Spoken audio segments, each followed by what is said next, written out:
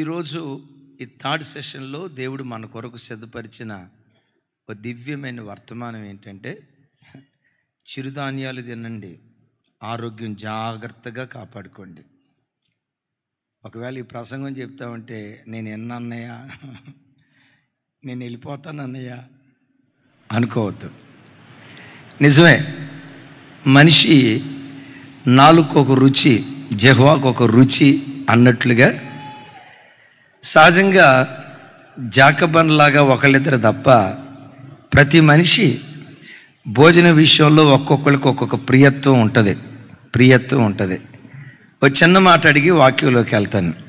మీకు వెజిటేరియన్ అంటే ఇష్టమా, నాన్ వెజిటేరియన్ అంటే ఇష్టమా? అబద్ధం ఆడద్దు.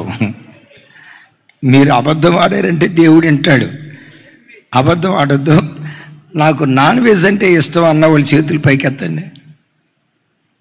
బాబోయ్, అంతా అదే పార్టీ. మీరొక్కలే మా పార్టీ కాదు, ఇజ్రాయిల్ది కూడా మన పార్టీయే. అరణ్య ప్రయాణంలో ఇజ్రాయిల్ దేనికోసం వచ్చారు? కాళ్ళు నొప్పి అని ఒక్కళ్ళు ఏడవలా, నడిచి నడువు నొప్పి వస్తుందయ్యా అని ఒక్కళ్ళు అనలా. ప్రసాద్ గారు దేనికోసం ఇచ్చారయ్య అంటే చేపల కోసం, మాంసం కోసం ఇచ్చారు. అద్భుతం ఏంటో తెలుసా?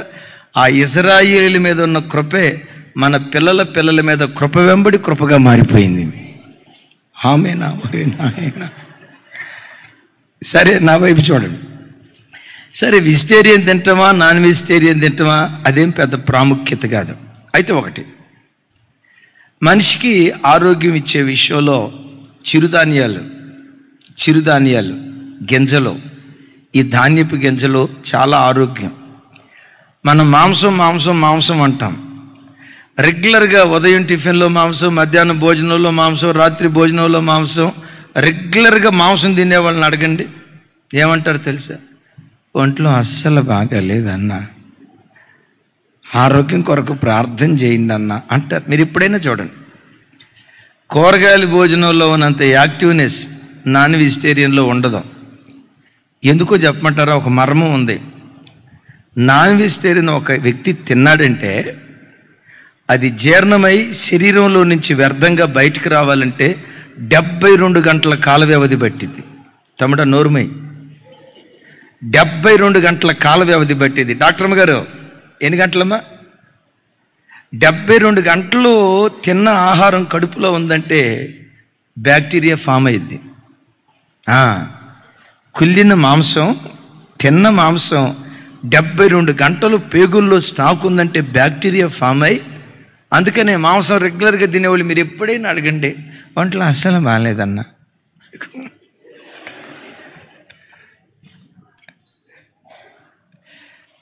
త్వరలో praise the lord, praise the lord. త్వరలో ట్రాన్స్ఫార్మర్ పెట్టాలనుకుంటా ఉన్నాం. దానికి సంబంధించిన ప్రతిదీ దేవుడు సమకూర్చున్నట్లుగా చప్పలు కొడుతూ దేవునికి స్తోత్రాలు చెప్దాం. ఈసారి వేసవి కాలం లోపు మీకు ఆ ఇబ్బంది ఏమీ లేకుండా, రాజు బ్రదర్ ఈ ప్రాబ్లం కూడా లేకుండా వేసవి కాలంలో కూడా గడగడ ఉనికి అంత చలి వచ్చేటట్టుగా దేవుడు చేస్తాడు. ఇక పుట్టుకతోనే ఏసీలో పుట్టినట్టు చెప్తున్నారే అమ్మా. సరే, మంచిది. అలాంటి భయంకరత్వం ఉంటుంది. అందుకనే మనిషి మాంసం తింటాడా, కూరగాయలు భోజనం చేస్తాడా, అది వేరే విషయం. అయితే ఆరోగ్య విషయంలో జాగ్రత్త తీసుకోవటం తప్పేం కాదు. జాగింగ్ చేయటం, వాకింగ్ చేయటం తప్పేమీ కాదు. ఆహార నియమాలు పాటించడం తప్పేమీ కాదు. బట్ ఒకటి గుర్తుంచుకోండి, నువ్వు తినే తిండి నీకు ఆరోగ్యం ఇస్తుంది అనేదానికంటే, నీవు తీసుకునే జాగ్రత్తలు నీకు ఆయుష్ ఇస్తాయి అనే కంటే, నీ ఆయుష్ అయినా ఆరోగ్యమైన దేవుని చేతిలో ఉన్నదన్న సంగతి ఎప్పుడు మనం మర్చిపోవద్దు. అలాగని ఇష్టానుసారంగా తినమని కాదు, ఓవర్ డైటింగ్ చేయమని కాదు. తినేటప్పుడు తాగేటప్పుడు దీనికి ఎంత క్యాలరీస్ అని పద్దాకలు క్యాల్కులేట్ చేసి, అమ్మో ఇది తాగితే ఇట్లా ప్రతి దానికి ఆహారంతో మనం ముడిపెట్టకుండా గుండెల్లో ఒక సంగతి రాసుకోవలసిన సంగతి ఏంటంటే, ఆరోగ్య జాగ్రత్తలు నేను తీసుకుంటా, ఆహార విషయంలో జాగ్రత్తలు తీసుకుంటా, బట్ నేను తినే ఆహారం నాకు ఆరోగ్యం ఇవ్వదు, నేను చేసే జాగింగు ఎక్సర్సైజు నాకు ఆయుష్నివ్వదు. నా ఆయుష్ అయిన ఆరోగ్యమైన నా దేవుని చేతిలో ఉన్నది అనేది ఎప్పుడు గుండెల్లో స్టాంపుగా అది ముద్రించబడును గాక. దైవజనుడైన మోషే ఇజ్రాయిల్ ప్రజలతో మాట్లాడుతూ ఇలా అంటాడు. చూడండి ఒకసారి, ద్వితీయోపదేశకాండం 30వ అధ్యాయం 20వ వచనం. 30వ అధ్యాయం 20వ వచనం. భలే చక్కటి మాట. నాతో కలిసి అందరూ కొంచెం పెద్దగా ఈ మాట చెప్పండి. నీ పితరులైన అబ్రహాము, ఇస్సాకు, యాకోబులకు ప్రమాణము చేసిన దేశములో మీరు నివసించున్నట్లు యెహోవాయే నీ ప్రాణమునకు దీర్ఘాయుష్నకు మూలమై ఉన్నాడు.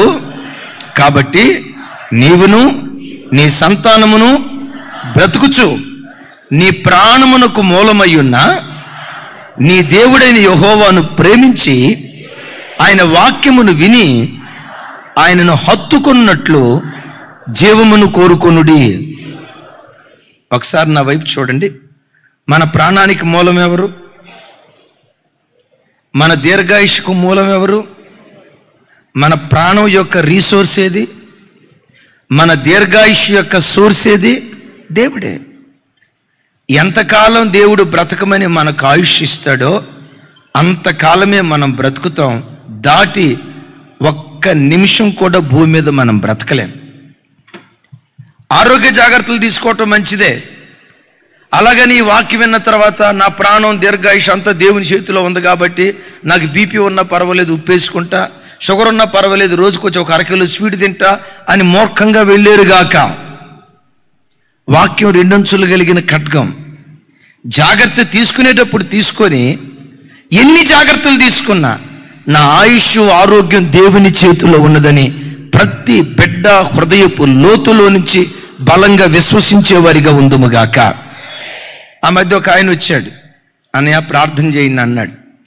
ఏమని ప్రార్థన చేయమంటావయ్యా? మనిషి చూస్తే బాగా సన్నగా ఉన్నాడు, బాగా సన్నగా ఉన్నాడు అన్నాడు. ఏం బాధ? నా బాధ ఏం చెప్తున్నా? బీపీ 190కి తగ్గట్లా. మొన్న చెకప్కి వెళ్తే కొలెస్ట్రాల్ బాడీలో 500 ఉందన్నాడంట. 500. ఈలోపు ఎవరు అన్నారు పక్కెంట ఆయన, బ్రదరు మాంసం తినట్టు మానేసేయండి బ్రదరు అన్నారు. ఆయన అంటాడు, పుట్టినప్పటి నుంచి మాంసం కాదు కదా కోడిగుడ్డు కూడా నేను తినలేదు అన్నాడు.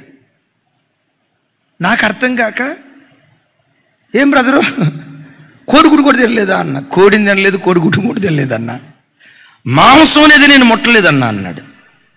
అర్థం కాక మాంసం కూడా ముట్టకుండా కొలెస్ట్రాల్ 500కి ఎట్లా పోయింది?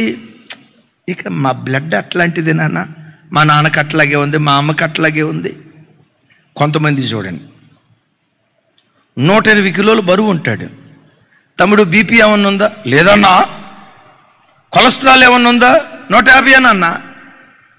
అరే బక్కగా ఉన్నవాడు 500 అంటున్నాడు, బండగా ఉన్నవాడేమో 150 అంటున్నాడు. అట్లాగని చెప్పి ఇష్టానుసారంగా తినమని కాదు, గుండెల్లో ముద్రించుకోవాల్సింది ఏంటో తెలుసా? నా ఆయుష్, నా ఆరోగ్యం, నా నెమ్మది సమస్తము నా దేవుని చేతిలోనే దాగున్నాయి అన్న సంగతి ఎప్పుడూ మనం మర్చిపోవద్దు. అలాగని విచ్చలవిడిగా పొర్రపాటున తిన్నదు. ప్రతి విషయంలో దేవుని బిడ్డలు మితంగా ఉండాలి. దైవజనరాలు సేవకురాలు ఉన్నారు కదా, వాళ్ళ నాన్న ఎస్ఐ, రైల్వే ఎస్ఐ. మంచెత్తు నా లావుకి 2 అంతలు ఉంటాడు, అంతెత్తు. ఆయన ఆరోగ్యంగా సజీవంగా ఉన్న దినాల్లో బహుశా 80 సంవత్సరాల దాకా బ్రతికారు. అంతలావు. నేను ఎప్పుడైనా ఫోన్ చేసి అయ్యా బాగున్నారా అంటే టకామని ఏమన్నాడు తెలుసా? I am all right except knee pain. English తప్పితే తెలుగు అసలు మాట్లాడేవాడు కాదు. భలే మర్యాదస్తుడు. తమరు ఎలా ఉన్నారయ్యా, మీరు ఎలా ఉన్నా, నన్ను పట్టుకొని తమరు తప్ప నీవన్న సింగులర్ వాడు ఆయన వాడేవాడు కాదు. Railway SI. నాకు ఆయన చూసినప్పుడు అనిపించింది, అరే ఎంత లావున్నాడు మనిషి, ఎంత లావున్నాడు, ఇట్లాంటి కదా. మరి మనిషి ఎప్పుడు ఫోన్ చేసినా I am all right except knee pain. ఆయన చూసిన తర్వాత నాకు అర్థమైంది ఏంటో తెలుసా? ఆయుష్, ఆరోగ్యం దేవుని చేతిలో ఉంది. అలాగని చిన్న వయసులో చనిపోయిన వాళ్ళని గురించి మనం బాధపడాల్సిన అవసరం లేదు. బాప్తిస్మం ఇచ్చి యోహాను చిన్న వయసులో చనిపోలేదా? మన ఆరాధ్య దైవం యేసుక్రీస్తు వారు చిన్న వయసులో చనిపోలేదా? నేను చెప్పే మాట ఏంటంటే, ఆయుష్, ఆరోగ్యం పూర్తిగా ఎవరి చేతిలో ఉంది? చెప్పాలి. ఇప్పుడు మీరు అందరూ నా వైపు ఎట చూస్తున్నారంటే, ఇందాకేమో చిరుధాన్యాలు తినమన్నారు, ఇప్పుడేమో ఏదైనా తినమన్నారు. అసలు ఈ టాపిక్ ఎందుకు అని అంటారా? నా పావురమా, నా నిష్కలంకురాల పావురాన్ని పట్టుకుని అన్నాడు కదా. పావురానికి ఉన్న నైజం ఏంటో తెలుసా? అది కేవలం చిరుధాన్యాలు, గింజలు మాత్రమే తింటుంది. కుళ్ళిన మాంసం పొరపాటును తిందాం, చచ్చిన మాంసం పొరపాటును తిందాం. అసలు పావురం జీవితంలో మాంసమే దానికి పడదాం, మాంసం తిందాం. ఇది చిరుధాన్యాలు తింటుంది. క్రైస్తవ జీవితంలో మనం తినాల్సిన చిరుధాన్యాలు కొన్ని ఉన్నాయి. 3 చిరుధాన్యాలు చెప్తాను. ప్రతి వ్యక్తి ఈ చిరుధాన్యాలు ప్రతి దినం భుజించేవాడైతే ఆధ్యాత్మికంగా భూమి మీద ఆరోగ్యంగా బ్రతకటానికి దేవుడు కృప చూపిస్తాడు. నా వైపు చూసి సమాధానం చెప్పాలి. ఏ విషయంలో ఆరోగ్యం? అది ఎవరో చెప్పారు పెద్దగా. ఏ ఆరోగ్యం? ఆధ్యాత్మిక జీవితంలో ఎన్నడూ నువ్వు కృషించిపోకుండా, ఈ భూమి మీద బ్రతికిన కాలం అంతా ఎన్నడూ ఆత్మలో బలహీనురాలివి కాకుండా ఒక బలాఢ్యురాలుగా నేను బ్రతికించేది లేఖనాలలో కొన్ని చిరుధాన్యాలు ఉన్నాయి. ప్రతి దినం వాటిని భుజించుదుగాక. ప్రతిదినం ఆ గింజలు భుజించేవారిగా దేవుడు మనల్ని చేయునుగాక. మనం భుజించాల్సిన మొట్టమొదటి గింజ చూడండి, నిర్గమకాండం 16వ అధ్యాయం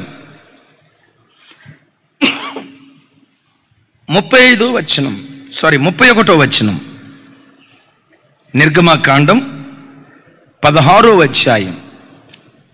నాతో కలిసి చెప్పండి. ఇజ్రాయేలీలు దానికి మన్నా అను పేరు పెట్టిరి. అది తెల్లని కొత్తిమీర గింజవలే ఉండెను. అది రుచికి తేనెతో కలిపిన అపూపము వలె ఉండెను. అది ఏ గింజలాగా ఉందట? అమ్మ చెప్పాలరా తల్లి. ప్రతి క్రైస్తవుడు తన ఆధ్యాత్మిక జీవితంలో ప్రతి దినం కొత్తిమీర గింజలను తినేవాడిగా ఉండాలి. అలాగని కిచెన్లో ఉన్న డబ్బాను ఖాళీ చేశారు గాక. పరిశుద్ధ గ్రంథమైన బైబిల్లో కొత్తిమీర గింజ, మన్నా దేనికి గుర్తో తెలుసా? జీవము కలిగిన దేవుని వాక్యానికి గుర్తు. క్రైస్తవుడు తన ఆధ్యాత్మిక జీవితంలో ఆత్మీయ ఆరోగ్యవంతుడిగా ఉండాలి అంటే ప్రతిదినం దేవుని వాక్యమనే మన్నాను భుజించేవాడిగా ఉండాలి. ఒకసారి నా వైపు చూడండి, మిమ్మల్ని ఒక మాట అడుగుతా. ఈ వాక్యం వింటున్న మీ జీవితంలో రోజుకొచ్చి కనీసం 3 అధ్యాయాలైనా చదివే ఆత్మీయ స్థితి మీకుందా? కనీసం 3 అధ్యాయాలైన. ఆదివారం చర్చికి వచ్చావు, ప్రైజ్ గాడ్. బాప్తిస్మం తీసుకున్నావు, ప్రైజ్ గాడ్. ఇమానుయేల్ మందిరానికి వస్తున్నావు, సంతోషం. ఇవన్నీ బాగానే ఉన్నాయి, నేను కాదంటలేదు. నీ రాబడిలో 10వ భాగం కూడా దేవునికి ఇస్తున్నావు, మంచిదే. రాబడిలో 10వ వంతు దేవునికి ఇస్తున్నావు, మంచిదే. మందిరంలో ఏదైనా పని ఉందంటే పరిచర్య చేస్తున్నావు, మంచిదే. ఇవన్నీ మంచిదే. కానీ ఒక దైవజనుడిగా మిమ్మల్ని అడిగే ప్రశ్న ఏంటంటే, ప్రతిరోజు కనీసం 1 అధ్యాయమైన బైబిల్ చదివే అలవాటు నీకుందా? లేదు అంటే నీ ఆత్మీయ స్థితి అనారోగ్యంతో ఉందని అర్థం. భక్తిలో నువ్వు రోగిష్టివాడివైపోయావని అర్థం. ఆధ్యాత్మిక జీవితంలో ఎవడైతే రోగిష్ఠుడైపోయాడో వాడికి దేవుని వాక్యం రుచించదు. వాక్యం చదవాలనే మనసు నీకు రావట్లేదా? ఆత్మ సంబంధమైన రోగివి. దేవుని వాక్యాన్ని ముట్టుకోవాలనే ఆలోచన నీకు రావట్లేదా? దేవుని వాక్యాన్ని ముట్టుకోవాలనే ఆలోచన నీకు రావట్లేదంటే ఆధ్యాత్మికంగా ఎక్కడో అనారోగ్యానికి నువ్వు గురైపోయావు. ఒక మాట అండి, ఒక 10 రోజులు బట్టి విడవకుండా జ్వరం ఉంది, నోరు చేదైపోద్దా లేదా? 10 రోజులు బట్టి విడవకుండా జ్వరంతో ఇబ్బంది పడుతున్న వ్యక్తి దగ్గరికి బిర్యానీ తీసుకొచ్చి ప్యారడైజ్ బిర్యానీ, గమ్ బిర్యానీ, దమ్ బిర్యానీ, పీతల బిర్యానీ, కప్పల బిర్యానీ, రొయ్యల బిర్యానీ అని బిర్యానీ ముందు పెట్టావు అనుకోండి, జ్వరంతో ఉన్నవాడికి ఆ బిర్యానీ ఎట్లా కనపడిద్ది? మీరు జ్వరంతో ఉన్నప్పుడు కూడా తినే రకాల్లాగా ఉన్నారమ్మా, ఒక్కళ్ళు చెప్పట్లా. జ్యోతనా, నువ్వు జ్వరంలో కూడా బ్యాటింగేనా? చూడండి, జ్వరంతో ఉన్నవాడికి ఆహారాన్ని చూస్తే పురుగులు చూసినట్లు ఉంటుంది.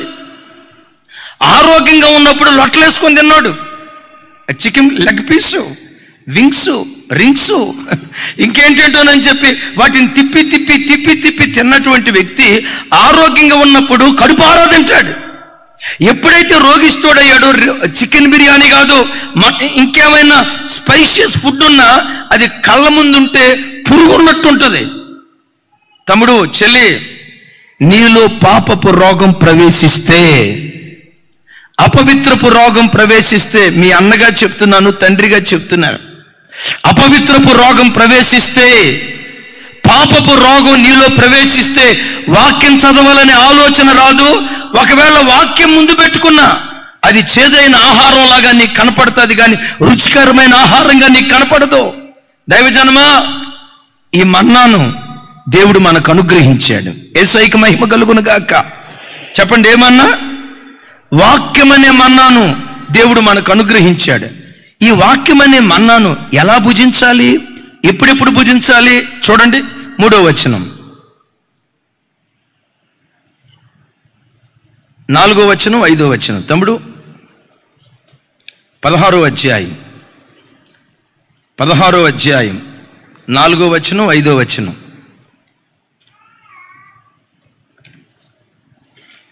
నాతో కలిసి చెప్పండి. యెహోవా మోషేను చూచి, ఇదిగో నేను ఆకాశము నుండి మీ కొరకు ఆహారము కురిపించదను, వారు నా ధర్మశాస్త్రమును అనుసరించి నడుతురో లేదో అని వారిని పరీక్షించున్నట్లు ఈ ప్రజలు వెళ్ళి ఏ నాటి భత్యము ఆనాడే కూర్చుకొనవలెను. చప్పలు కొడుతూ స్తోత్రాలు చెప్దాం.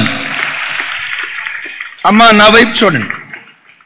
మన చేతిలో ఉన్న ఈ పరిశుద్ధ గ్రంథమైన బైబిల్ ఉంది కదా, ఇది ఆకాశము నుండి మన యొద్దకు వచ్చినటువంటి గ్రంథం. ఇది లోకంలో పుస్తకాల లాంటి పుస్తకంలాగే కనపడుతుంది, లోకంలో ఉన్న లెటర్లాగే ఇది పుస్తకం కనపడుతుంది, కానీ ఇది రాయించిన వాడు మాత్రం పరిశుద్ధాత్మ దేవుడు. ఇందులో రాయబడిన ప్రతి మాట పరలోకం నుంచి దిగొచ్చింది. 66 పుస్తకాలు కదా. విచిత్రం, ఈ 66 పుస్తకాలు ఒక ప్రవక్త రాసింది కాదు, ఒక దైవ సేవకుడు రాసింది కాదు. అనేక మంది దైవ సేవకులు ఈ పుస్తకాన్ని రాశారు. ఒకే సంవత్సరంలో రాయలేదు, వేరు వేరు కాలాల్లో రాశారు. కానీ విచిత్రం ఏంటో తెలుసా? ఆదికాండం నుంచి ప్రకటన గ్రంథం వరకు ఈ పుస్తకం అంతా చదివితే ఎట్లా అనిపిస్తుంది అంటే ఒక్క వ్యక్తి రాసినట్లుగా అనిపిస్తుంది. ఎందుకో తెలుసా? వ్రాసింది మనుషులైనా వ్రాయించింది మాత్రం పరిశుద్ధాత్మ దేవుడు. అమ్మా, ఈ గ్రంథాన్ని చూసినప్పుడల్లా చూడండి తల్లి, ఇది ఆకాశము నుండి నా ప్రభు నా కొరకు పంపిన పవిత్రమైనటువంటి గ్రంథం. అరే ఆమేన్ చెప్పండి. ఆ రోజుల్లో ఉత్తరాలు ఉండేవి. ఆ రోజుల్లో అప్పుడప్పుడు ఇంటికాడ నుంచి నాన్న ఉత్తరం రాసేవాడు. అబ్బాబ్బాబ్బా, ఆ ఉత్తరం చూసి మా నాన్న రాసిన ఉత్తరం, ఇక నాకు అంతకుమించి వేరే ఏమి లేవండి. మీకు ఉండి ఉండొచ్చు, రకరకాల ఉత్తరాలు ఉంటాయి కదా. సీను నవ్వుకుంటున్నాడు, మరి ఎందుకో నాకు అర్థం కాల. రకరకాల ఉత్తరాలు ఉంటాయి కదా, ఆ ఉత్తరాలు చూసుకొని ఏదేదో మురిసిపోతూ ఉంటారు. మోషే అదేం లేదు కదా, చెల్లి రాలేదులే తమ్ముడా, వచ్చిందా, రైట్. రకరకాల ఉత్తరాలు, వాటిని చూసి మురిసిపో. అమ్మ రాసిన ఉత్తరం, అమ్మ ప్రక్క నుండి రాయించింది, నాన్న రాశాడని అమ్మ నాన్న రాసిన ఉత్తరాలు అసలు ఎంత మురిపంగా చూసుకునేవాళ్ళం.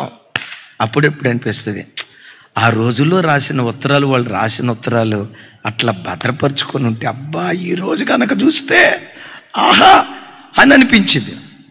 నా ప్రభు బిడ్డలారా, ఆ తండ్రి కంటే పరలోకపు తండ్రి రాసినటువంటి పుస్తకం ఇది. ఆకాశము నుండి కుమ్మరించబడినటువంటి ఆహారం ఇది. చప్పలు కొడుతూ దేవునికి స్తోత్రాలు చెప్దాం. ఒక్క మాట గమనించండి, విలువైన మాట. ఈ శరీరం భూమిలో నుంచి వచ్చింది. ఈ శరీరం బలపడాలంటే భూమిలో నుంచి వచ్చిన ఆహారం దీనికి కావాలి.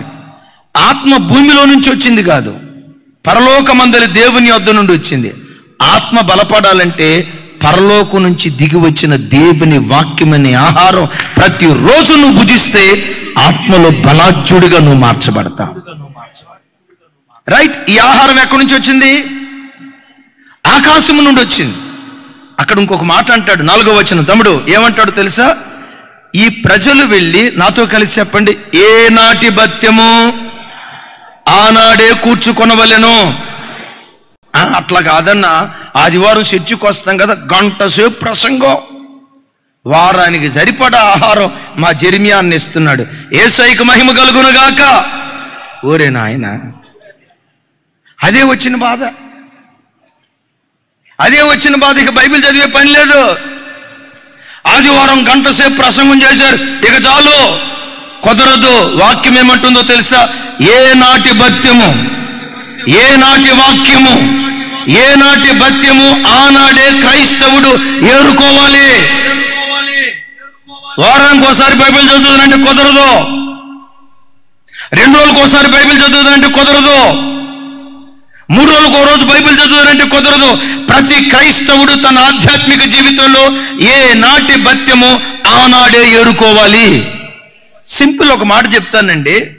చిన్న మొక్క నాట్యం, ఆ మొక్కకు ప్రతిరోజు ఉదయం ఒక మగ్గు నీళ్లు, సాయంత్రం ఒక మగ్గు నీళ్లు పోస్తా ఉన్నాం అనుకోండి, ఉదయం సాయంత్రం పోస్తా ఉన్నాం అనుకోండి, ఏపుగా పెరుగుతూ ఉంటుంది. అట్లా కాకుండా వారానికి ఒకసారి ఒకేసారి పోసింది బకెట్ నీళ్లు పోసావు, తతిమా 6 రోజులు వచ్చి ఆదివారం చూద్దాం అని దాని వైపు చూడకుండా వెళ్ళిపోయావు, ఆ మొక్క ఏమైపోద్ది? చెప్పాలి, ఆ మొక్క ఏమైపోద్ది? వారానికి ఒకసారి బకెట్ నీళ్లు పోసావు ప్రవీణ్, వారానికి ఒకసారి బకెట్ నీళ్లు పోసావు, వారం దాకా దాని ముఖం చూడలేదు, ఏమైపోద్దా మొక్క? ఎండిపోతుంది. క్రైస్తవ జన్మ, నా చేతులెత్తి మిమ్మల్ని దీవిస్తున్నాను. ఈ భూమి మీద బ్రతికిన కాలమంతా నీ ఆత్మ పచ్చగా ఉండునుగాక, నీ అంతరంగ పురుషుడు పచ్చగా ఉండునుగాక. రోజు రోజుకు ఏపుగా ఎదిగే కృప దయగల దేవుడు నీకు అనుగ్రహించునుగాక.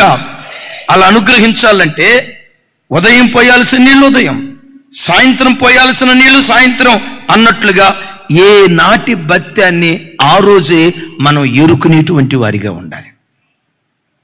ఎంత ఎరుకోవాలి? అక్కడ ఒక మాట అంటాడు, ఓ మీరు, నా వైపు చూడండి. ఎంత అంటే ప్రతిదానికి ఒక కొలత. దాని అర్థం ఏంటి?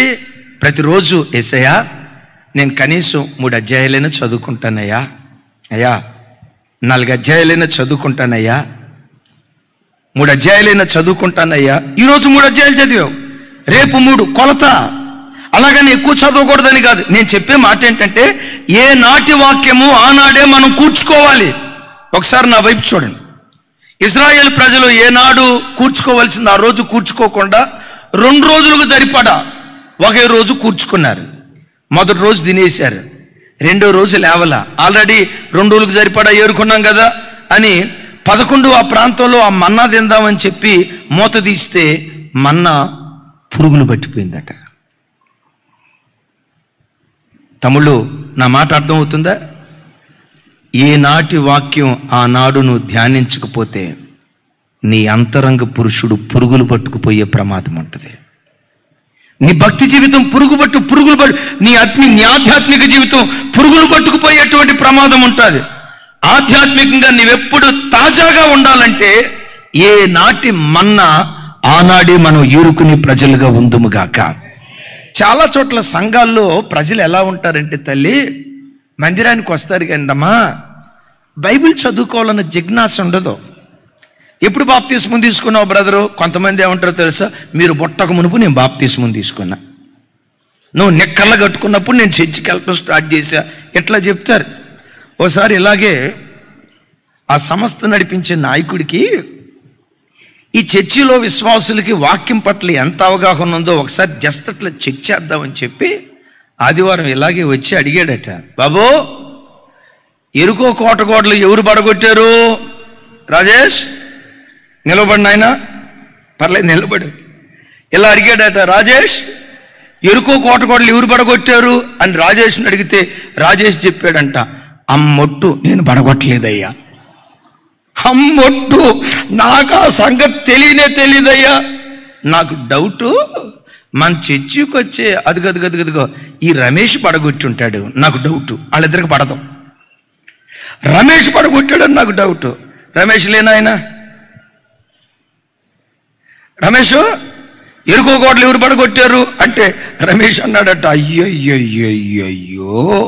నేను ఎట్టాడిదానో, కావాలంటే మా ఆవిడని అడగండి, ఎరుకోగోడలు పొరపాటు నేను పడగొట్టలేదు, నాకు డౌటు మా ఆవిడ పడగొట్టి ఉంటుందని అని వాళ్ళ ఆవిడ పేరు చెప్పాడట. సరే, ఎక్కడుంది తమ్ముడు? చెల్లి వచ్చిందా? అమ్మా ఎక్కడున్నారు తల్లే? అమ్మా ఎరుకోగోడలు ఏమైనా పడగొట్టావా అంటే ఆ చెల్లి అందట, అమ్ముట్టయ్యా నేను అసలు పడగొట్టలేదయ్యా, మన చర్చ అంతట్లో నేను ఎంత మంచిదాన్నో, కావాలంటే మన ఇజ్రాయేల్ పాస్టర్ గారిని అడగండి, నా మంచితనం చెప్తారు. పరిచర్య చేసేది నేను, ఉపవాస ప్రార్థనలకు వచ్చేది నేను, బాత్రూములు కడిగేది నేను, చెప్పులు స్టాండ్ దగ్గర ఉండేది నేను, అన్ని పరిచర్యలు చేసేది నేనైతే నేను ఎంత మంచిదాన్నో కావాలంటే ఇజ్రాయేల్ పాస్టర్ గారిని అడగండి అంటే ఇజ్రాయేల్ పాస్టర్ గారిని నిలవబెట్టాడట. ఇజ్రాయేల్ ఎరుకో కోటలు పడగొట్టింది ఎవరు? ఇజ్రాయేల్ అన్నాడంట. అమ్మొట్టు నేను కాదన్నాడంట. మరి నువ్వు కాకపోతే ఎవరు? ఒక వారం రోజులు టైం అయింది సార్, ఎంక్వైరీ కమిటీ వేస్తాను. మహిళా మండలి పడగొట్టారా, పురుషుల మండలి పడగొట్టారా, పడగొట్టింది ఎవరు ఎంక్వైరీ చేసి తర్వాత రిపోర్ట్ ఇస్తానన్నాడంట. చూడండి మళ్ళా చర్చి ఎప్పుడు స్టార్ట్ తెలుసా? 1947లో స్టార్ట్ అయిన చర్చి. నేను మిమ్మల్ని అడుగుతా, ఇంతకీ ఎరుకో కోటలు పడగొట్టింది ఎవరు? ఇజ్రాయేలీలు. నేను కాదంటే నేను కాదు. రాజేష్ నువ్వు కాదులే, కూర్చో నాయన. నువ్వు నిలబడి ఉంటావా? నిలబడి కూర్చో. యేసయ్యకి మహిమ కలుగును గాక. దైవజనమా, నీ అంతరంగ పురుషుడు బలపడాలంటే ప్రతిరోజు ఆకాశము నుండి పంపబడిన దేవుని వాక్యం అనే మన్నాను ప్రతి దినం మనం భుజించేటువంటి వారిగా ఉండాలి. చప్పట్లు కొడుతూ స్తోత్రాలు చెప్దాం. అయితే ఒక మాట, వాక్యం ఎలాంటిదో యాకోబు పత్రికలో భక్తుడు మాట్లాడుతూ ఇలా అంటాడు. చూడండి, యాకోబు పత్రిక 1వ అధ్యాయం 21వ వచనం చూడండి. యాకోబు పత్రిక 1వ అధ్యాయం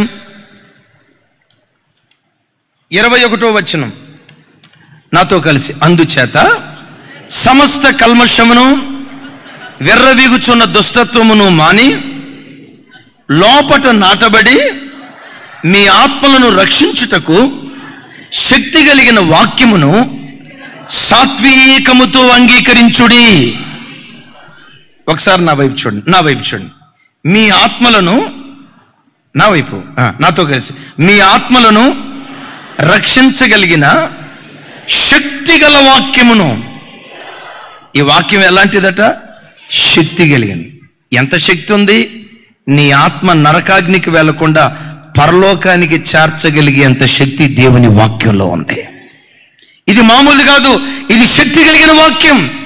శక్తి కలిగిన ఈ వాక్యం మన ఆత్మలు నరకానికి వెళ్లకుండా ఆత్మలను రక్షించే ఈ శక్తి కలిగిన వాక్యం మన దగ్గరకు వచ్చినప్పుడు వాక్యాన్ని ఎలా అంగీకరించాలో తెలుసా? నా వైపు చూడాలి. ఎలా అంగీకరించాలంట? సాత్వికంతో అంగీకరించాలి. ఒకరోజు పాస్టర్ గారు వాక్యం చెప్తున్నాడట. భార్యలను కొట్టడం అది దుర్మార్గం, అసలు భార్య మీద చేయెత్తకూడదు, అది అంతకన్నా ఘోరమైన పాపం లేదు అని చెప్తా ఉన్నాడట.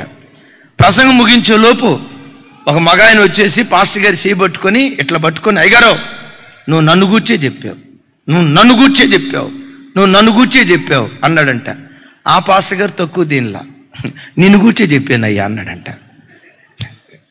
నిన్ను గూర్చే చెప్పానయ్యా, చర్చికి వచ్చిన నిన్ను గూర్చి చెప్పకపోతే దారిని పోయే దాన్ని గూర్చి చెప్తానా? మా భార్యాభర్తలు కొట్లాడుకున్న సంగతి నీకెవరో చెప్పారయ్యా? ఎవరు చెప్పారు?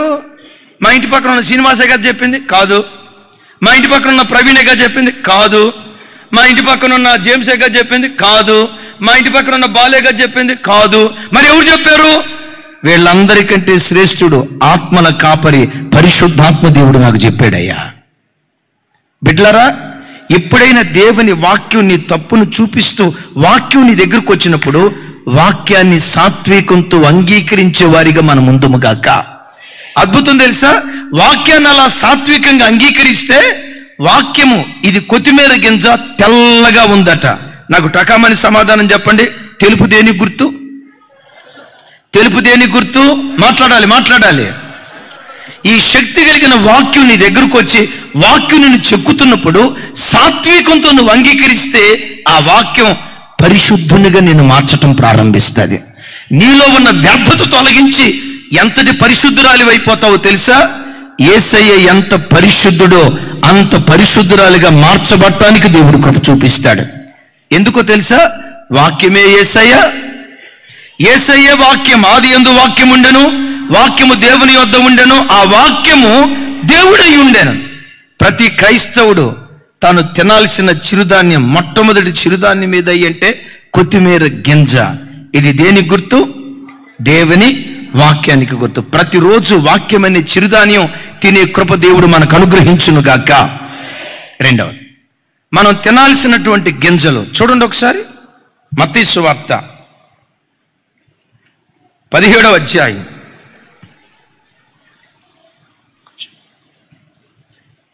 20వ వచనం.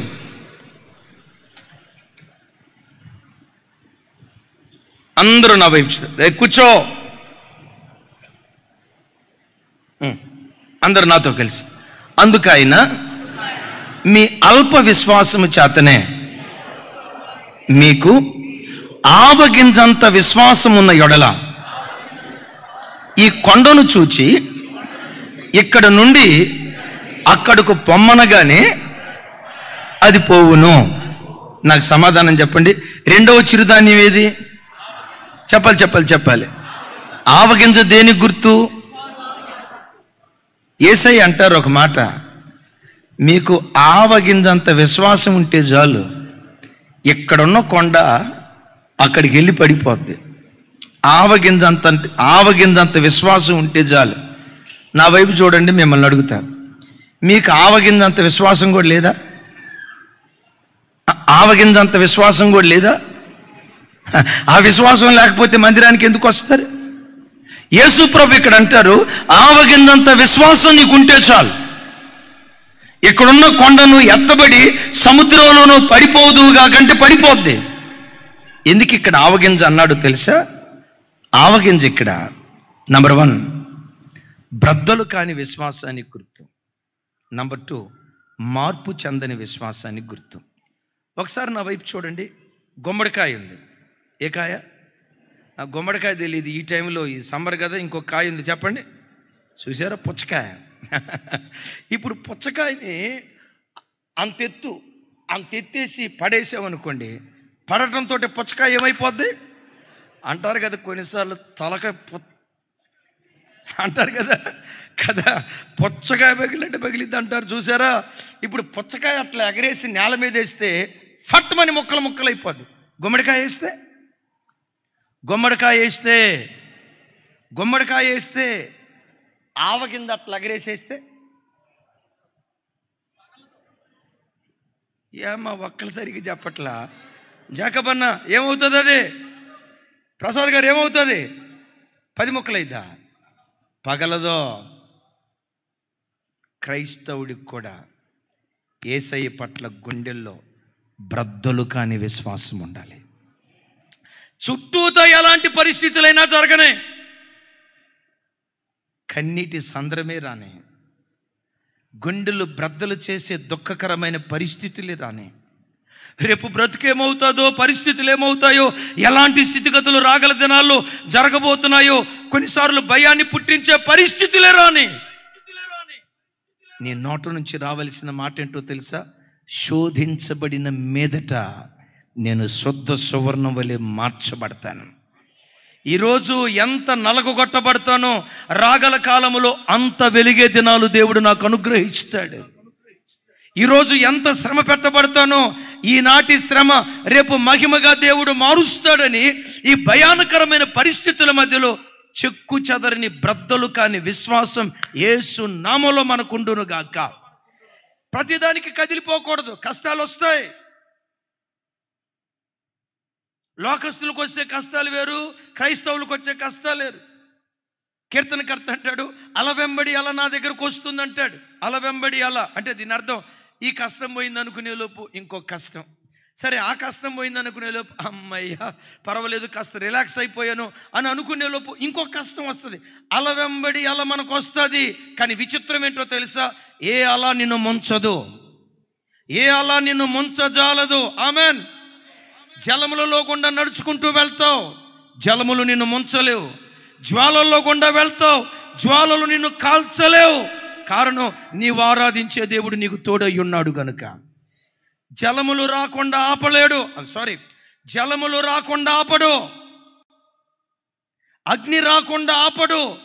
అగ్నిలో కూడా తన పరాక్రమాన్ని దేవుడు కనపరుస్తూ ఉంటాడు. పెద్దగా చెప్తాం గట్టిగా, అల వెంబడి అల. ఓ భక్తుడు ఇలా అంటాడు, క్రైస్తవుడికి వచ్చే కష్టాలంట గూడ్సు బండి లాంటివి అంట. ఒకసారి చెప్పండి.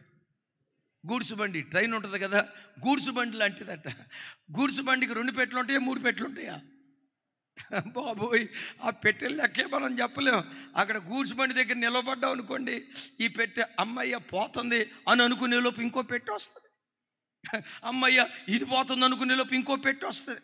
అమ్మయ్య ఇది పోయిందనే లోపు ఇంకో పెట్టె వస్తుంది. అమ్మయ్య ఇది పోయింది అనుకునే లోపు ఇంకో పెట్టె వస్తుంది. పెట్టె వెంబడి పట్ట, పెట్టె వెంబడి పెట్టె, శ్రమ వెంబడి శ్రమ, ఆపద వెంబడి ఆపద, కష్టం వెంబడి కష్టం.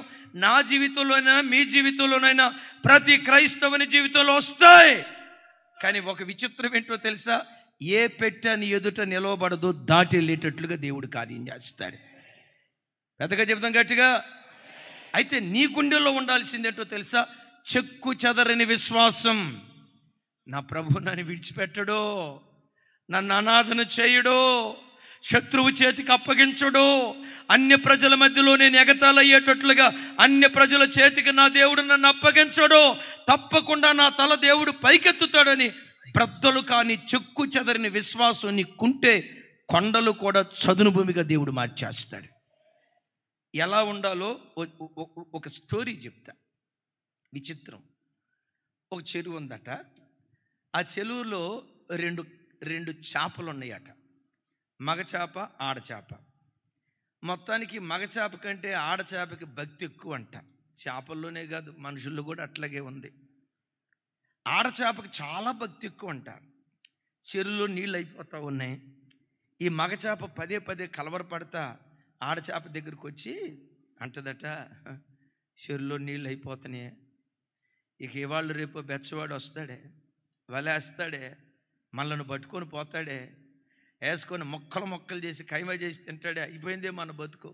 చెరువులో నీళ్ళు ఉంటే ఏదో ఒకటి మూలకెళ్ళి దాక్కునేవాళ్ళు, చెరువులో నీళ్ళు అయిపోతున్నాయే అని అంటే ఆడచేప అంటదట, ఏడవకండే, చేపలు మాట్లాడుకుంటాయా అని అడగొద్దు, మీకు అర్థం అవటానికి చెప్తాను, అది మీకు అర్థం అవటానికి చెప్తాను, ఏడవకండే, చెరువులో నీళ్ళు ఎండిపోయినా బెచ్చవాడు పట్టుకోవటానికి వచ్చిన ఆఖరి క్షణంలోనైనా ప్రభు మనల్ని తప్పిస్తాడు. ఆఖరి క్షణంలోనైనా దేవుడు అద్భుతం చేస్తాడు. కలవరపడకండి. దినాలు అట్లా గడుస్తున్నాయి, చెరువులో నీళ్ళు ఇంకిపోతున్నాయి అంటుందట. ఇంకేం దేవుడు కాపాడుతాడే, ఇంకేం వర్షం కురిపిస్తాడే, నీళ్ళు కూడా ఇంకిపోయినాయి, అదుగో మనం అట్లా తేలాడతా కనపడతా ఉన్నాం, అయిపోయింది మన పని అని అనుకునే లోపు మా వాడు బెచ్చవాడు బయలుదేరాడు. చేపలు పట్టుకుని ఆయన బయలుదేరాడు. భార్యతో చెప్పాడట, చేపలు పట్టుకొని వస్తా, మంచిగా మసాలా నూరుండో, చింతపండు నానబెట్టు, కొత్తిమీర, ఇంకేం వేస్తారమ్మా? బెల్లమా? బెల్లం ఎందుకు తల్లి? సరే అల్లం ఇవన్నీ రెడీ చేసి పెట్టు అని చెప్పి మొత్తానికి బయలుదేరి వెళ్ళాడట. చేపలు పడదాం అనే లోపు ఈ మాటలో ఆ చెరువులో ఉన్న చేపలు కనపడి అంట. ఈ మగ చేప వచ్చిందంట, ఇంకేం దేవుడు కాపాడుతాడే, అదుగుదుగు వాడు అడుగులు సవడి టక్ టక్ టక్ టక్ టక్ టక్ అడుగులు సవడి వినపడుతుంది, అయిపోయిందే. ఆడచేప అంటదట, ఏడవకండే, ఆఖరి క్షణంలోనైనా దేవుడు కాపాడుతాడండి. మిమ్మల్ని ఒక తమాషా మాట అడుగుతా, ఆడవాళ్ళకి ఎక్కువ ధైర్యం ఉంటుందా, మగవాళ్ళకి ఎక్కువ ధైర్యం ఉంటుందా? అదిగో ఆ చెల్లి చెప్తుంది, ఆడవాళ్ళకేనంట. నిజమమ్మా, మీకుండే బలమైందిరా తల్లి, దేవుడు అట్లా, దేవుని సృష్టి అట్లా. నేను మిమ్మల్ని అడుగుతా, ఆడదోమలు కొడతాయా, మగదోమలు కొడతాయా? ఎంత ధైర్యం! ఆడదోమలే కొడతాయి, పాపం మగదోమలకి అంత ధైర్యం ఉండదు. ఇదంతా ఊరక మేకపోతు గాంభీర్యం. ఏది కొనాలన్నా హోమ్ డిపార్ట్మెంట్ పర్మిషన్ తీసుకునే కొనాలా. మీరు కొనాలంటే కొన్న వారం రోజుల తర్వాత చెప్తారు మీరు, అంత గొప్ప కృప ఉంటుంది. చూడండి, సరే ఏడవకండి, దేవుడు ఉన్నాడు, ఆఖరి క్షణంలో ఉన్న దేవుడు కాపాడుతాడు అనే లోపు బెచ్చవాడు రానే వచ్చాడట, వాళ్ళు వేసాడంట. విచిత్రం ఏంటో తెలుసా, ఆ వలలో ఏ చేపలు పడ్డాయో లేదో తెలియదు కానీ ఈ 2 చేపలు పడ్డాయి అంట. మగ చేప అంటదంట, దేవుడు దేవుడు దేవుడు అన్నావే, చూడి మన బతికేమైపోయిందో, వలలో కూడా పడిపోయాం, ఇంకైపోయింది అనంటే అక్కడ కూడా ఆడచేప అంటదంట, ఆఖరి క్షణంలోనైనా దేవుడు అద్భుతం చేస్తాడండి. ఆఖరి క్షణంలోనైనా దేవుడు మనల్ని విడిపిస్తాడు. నార్మల్ ఆఖరి క్షణంలోనంటే ఇంకేం ఆఖరి క్షణం అయిపోయి, ఆఖరి క్షణం వలలో పడ్డామంటే ఎక్కడికి తీసుకెళ్తాడో, ఇంటికి తీసుకెళ్ళాడంట. ఆ బండ మీద వేసాడట, భార్యతో చెప్పాడట. అబ్బా, ఎంత కాలానికి మారు మనసు వచ్చింది రచన్న. అదిగో బండ మీద వేసాడట, అమ్మా ఉప్పు కారం తీసుకురా, అదే ఏమంటారు గల్లుప్పు ఉంటుంది కదా, గల్లుప్పు తీసుకొచ్చి చేపల బండకేసి రుద్దేసాయి, కత్తిపేట తీసుకురా అని చెప్పాడట. ఆ భార్య గల్లుప్పు తీసుకొచ్చింది, మగసేప అంటుందట ఉప్పు కూడా తీసుకొచ్చిందే, అయిపోయింది మన పని. దేవుడు దేవుడు దేవుడు ఓరుకోండే, మనం ఆరాధించే దేవుడు ఆఖరి క్షణంలోనైనా అద్భుతం చేస్తాడు.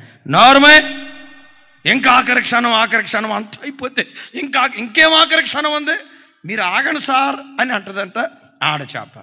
ఈలోపు ఆ ఇంటి ఆవిడ కత్తిపేట కూడా తీసుకొచ్చిందట.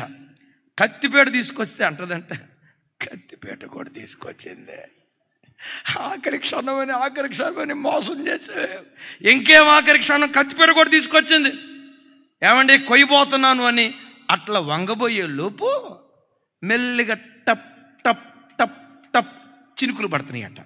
ఎప్పుడైతే చినుకుల శబ్దం వినబడిందో వెంటనే ఈవిడ అయ్యయ్యో బాల్కనీ మీద బట్టలారేసాను, అవి తడిసిపోయేటట్టున్నాయి అని చెప్పి అడావుడిగా పరిగెత్తుకుంటా బాల్కనీ దగ్గరికి వెళ్ళి ఆ బట్టలు చదువుతా, పావు గంట సేపు ఆ బట్టలు చదువుతా ఈ చేపల దగ్గరికి వచ్చే లోపు విస్తారమైన వర్షం వచ్చింది, ప్రవాహం వచ్చింది. ఆ ప్రవాహంలో ఈ 2 చేపలు కొట్టుకొని పోయినాయి అంట. అప్పుడు మగ చేప అంటదంట, నువ్వు అన్నట్లుగానే ఆఖరి క్షణంలోనైనా దేవుడు అద్భుతం చేస్తాడన్నావు కదా, ఆఖరి క్షణంలో దేవుడు అద్భుతం చేశాడు. బిడ్డలారా, చెప్పటానికి బాగుంటుంది, వినటానికి బాగుంటుంది, కానీ లైవ్లో నిజ జీవితంలో అలాంటి శోధన ఎదురైనప్పుడు కొన్నిసార్లు పుచ్చకాయ బ్రద్దలైపోయినట్లుగా నీ విశ్వాసం బ్రద్దలైపోద్ది, గుమ్మడికాయ బ్రద్దలైపోయినట్లుగా నీ విశ్వాసం బ్రద్దలైపోద్ది.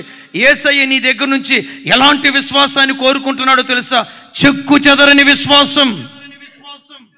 పరిస్థితులు ప్రతికూలంగా కనబడతాయి, సర్వం కోల్పోయినట్లుగా అనిపిస్తుంది, అన్య ప్రజల మధ్యలో అవమానపరచబడినట్లుగా కొన్ని పరిస్థితులు ఉంటాయి. అలాంటి పరిస్థితులలో కూడా బ్రద్దలు కాని విశ్వాసం దేవుని పట్ల మనం కలిగి బ్రతుకుదాం గాక. పెద్దగా చెప్దాం ఆమేన్. ఇంకొక విచిత్రం, అమ్మ వంట వండుకునేటప్పుడు ఆవాలు వేస్తారా లేదా?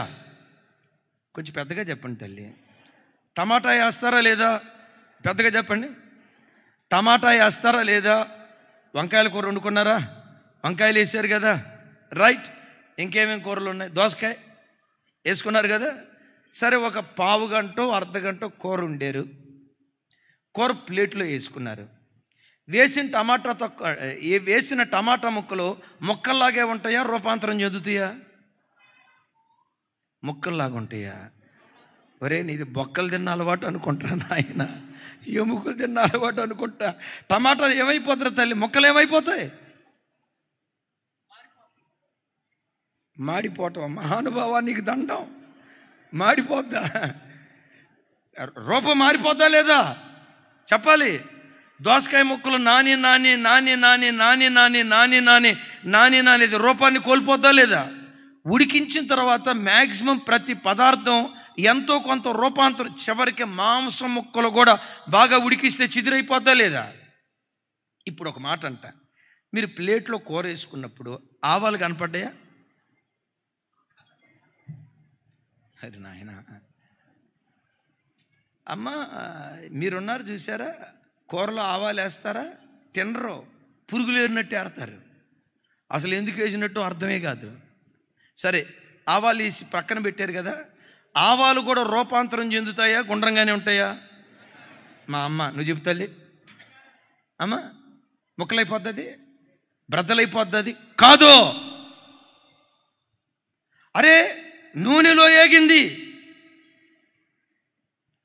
నీళ్ళల్లో కాగింది, గంట సేపు అగ్ని లాంటి పరీక్షలకు గురైంది, ఉడికి ఉడికి నీళ్ళల్లో ఉడికి నూనెలో వేపిన అది తన రూపాన్ని కోల్పోలేదు. యోబు అన్నాడు కదా, శ్రమలు రాకమునుపు ఏ భక్తో, శ్రమలు వచ్చిన తర్వాత కూడా అదే భక్తి. అది నీలో ఉంటే, అది నాలో ఉంటే, ప్రతి క్రైస్తవుడు అలాంటి భక్తి జీవితాన్ని కలిగి ఉంటే.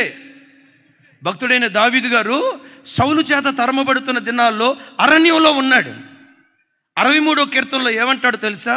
దేవా నా దేవుడవు నీవే, వేకువనే నేను నిన్ను వెదికెదను, నీ బలమును ప్రభావమును చూడవలెనని నీ పరిశుద్ధాలయము తట్టు నా కన్నులెత్తుచున్నానని కీర్తనల్లో 63వ కీర్తన ఒక ప్రత్యేకమైన కీర్తన.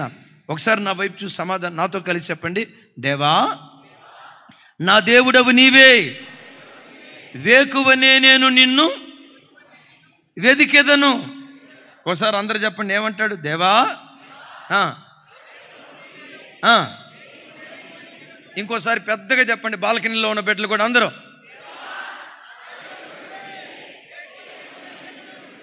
మీరు ఆగండి, బాల్కనీ సౌండ్ పెద్దగా ఉన్నట్టుంది.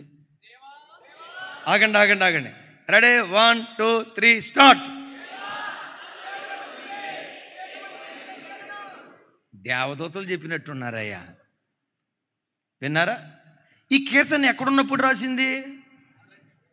అక్కడ పైన చూస్తాము, యోధారణ్యములో ఉండగా దావీదు రాసిన కీర్తన. అరణ్యానికి ఎందుకు వెళ్ళావు? ఫ్యామిలీతో పిక్నిక్ వెళ్ళావా? పిక్నిక్గా పాడురా బాబు నాయన, సౌలు చేత తరం పడుతూ ఉన్నాను, దిక్కు దివానం లేకుండా అరణ్యంలో తరం పడుతూ ఉన్నాను. తరమబడేటప్పుడు కూడా ఏమంటాడు తెలుసా? అరణ్యానికి తరమబడిన రోజుల్లో కూడా ఆయనే నా దేవుడు, వేకువజాము ప్రార్థన మర్చిపోను, నా కంఠధ్వని దేవునికి వినిపించడం మర్చిపోను. దావీదు స్థానంలో ఇంకొక భక్తుడు ఉంటే, దేవా ఏం దేవుడు అయ్యా నువ్వు, మాయదారి దేవుడివి, దేవుడు దేవుడు దేవుడు అని నీ ఎంట బరిగెత్తితే నా బతికెట్లయిపోయింది కదా అని ఇంకొక వ్యక్తి మరో రకంగా అనేవాడు. దావీదు ఎవరో తెలుసా? ఆవగింజ లాంటి విశ్వాసం కలిగిన వాడు. అగ్ని లాంటి పరీక్షల మధ్యలో కాల్చబడిన తన విశ్వాసాన్ని కోల్పోలేదు, రూపాంతరం చెందలేదు.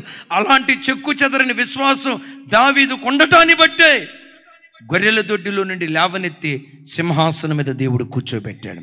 అలాంటి విశ్వాసం యోబు కొండటాన్ని బట్టే కోల్పోయిన దానికంటే రెండంతలు దేవుడు అనుగ్రహించాడు. నా చేతులెత్తి మిమ్మల్ని దీవిస్తున్నాను. ఏం కోల్పోయి ఈరోజు ఆరాధనకు వచ్చారో మీరు కోల్పోయిన దానికి ప్రతిగా రెండంతలు నా దేవుడు మీకు అనుగ్రహించునుగాక. మీరు కోల్పోయిన పరువు రెండంతలు దేవుడిచ్చునుగాక. మీరు కోల్పోయిన ఆరోగ్యం రెండంతలు ఇచ్చునుగాక. మీరు కోల్పోయిన ఆస్తి రెండంతలు ఇచ్చునుగాక. ఒకవేళ ఉద్యోగం కోల్పోయి ఎవరైనా వచ్చారా? వ్యాపారంలో నష్టపోయి ఎవరైనా వచ్చారా? మంచి ఉద్యోగం చేస్తూ ఉన్నపాటున ఆ ఉద్యోగంలో నుంచి తీసేశారా? యేసు నామం పేరిట 30,000 రూపాయల ఉద్యోగాన్ని నువ్వు కోల్పోతే 60,000 రూపాయల ఉద్యోగం ఇవ్వటానికి దేవుడు శక్తి కలిగిన వాడు. నేనంట అంతకాలం నువ్వు ఉద్యోగం చేసుకుంటూ బ్రతికితే పోయిందా? దిగులు పడకో. నీవే అనేకులకు జీవనోపాధిని కల్పించే వ్యక్తిగా నా దేవుడు నిలవబెట్టునుగాక. పెద్దగా చెప్దాం. ఎంప్లాయీ కాదు, ఎంప్లాయర్గా దేవుడు నిన్ను ఆశీర్వదించునుగాక. అనేకులకు జీవనోపాధి కల్పించేవాడిగా దేవుడు నిన్ను నిలవబెట్టునుగాక. బట్ ఏముండాలో తెలుసా? ఆవగింజలాగా బ్రద్దలు కాని విశ్వాసం, ఆవగింజలాగా చెక్కు చెదరని విశ్వాసం మనకుండునుగాక. చప్పట్లు కొడుతూ స్తోత్రాలు చెప్దాం. రెండవది, ఇప్పుడు చెప్పండి, మనం ఏం తినాలి? సిరిధాన్యాలు తినాలా, మాంసం తిందామా? అంటే ఇక రేపు నుంచి తినరన్నట్టు అమ్మా. రైట్, మాంసం అని కాదు ఇక్కడ. చిరుధాన్యం అంటే కొత్తిమీర గింజ అనే వాక్యం అనే చిరుధాన్యాన్ని తినాలి. ఆమేన్. విశ్వాసం అనే ఆవగింజను తినాలి. ఈ ఆవగింజ ఇంకొక దానికి గుర్తు. యేసు ప్రభు వారి మాటల్లోనే చూస్తాం. ఉపమానాల్లో చూడండి ఒకసారి. మత్తయి సువార్త 13వ అధ్యాయం 31వ వచనం. ఎంత చక్కటి మాటలు అక్కడ రాసున్నాయో చూడండి ఒకసారి.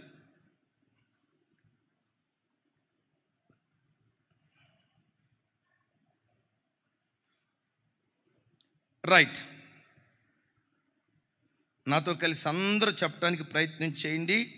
ఎవ్వరూ మౌనంగా ఉండక దేవుని వాక్యాన్ని పదే పదే మన నోటితో ఉచ్చరించడాన్ని బట్టి ఆ వాక్యం ఒక స్టాంపు లాగా మన హృదయాల్లో స్థిరపరచబడుతుంది. నాతో కలిసి, ఆయన మరి ఒక ఉపమానము వారితో చెప్పాను. పరలోక రాజ్యము ఒకడు తీసుకొని తన పొలములో విత్తిన ఆవగింజను పోలి ఉన్నది.